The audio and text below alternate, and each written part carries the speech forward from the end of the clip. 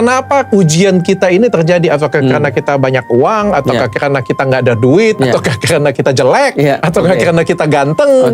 Karena apa nih kita diuji? Simple sebenarnya kalau ujian itu selama orang masih hidup dia register sama ujian sebenarnya. Pasti diuji. Artinya ketika dia masih hidup ujian itu pasti akan datang. Jadi ujian itu akan berhenti ketika dia sudah nggak hidup lagi. Nah itu saatnya bukan ujian lagi, saatnya perhitungan tuh. Jadi saatnya nilai. Pembalasan.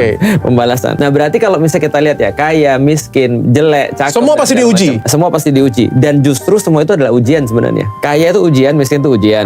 Orang ganteng itu ujian, orang jelek itu ujian kan itu kan ya. Setuju. Semua orang masih hidup tuh ujian semuanya. Nah jadi sebenarnya problemnya bukan ujian, tapi bagaimana cara jawabnya. Makanya kita selalu bilang gini, yang namanya tadi kalau misalnya orang sekolah ujian itu kan bukan soal yang jadi menentukan orang tuh pintar atau tidak, dapat nilai atau tidak. Yang menentukan tuh jawabannya. Nggak peduli kalau soalnya susah, asal jawabnya benar itu pasti dapat pasti dapat nilai bagus. Jadi kita nggak usah peduli sama soalnya sebenarnya, tinggal cara jawabnya aja. Oke.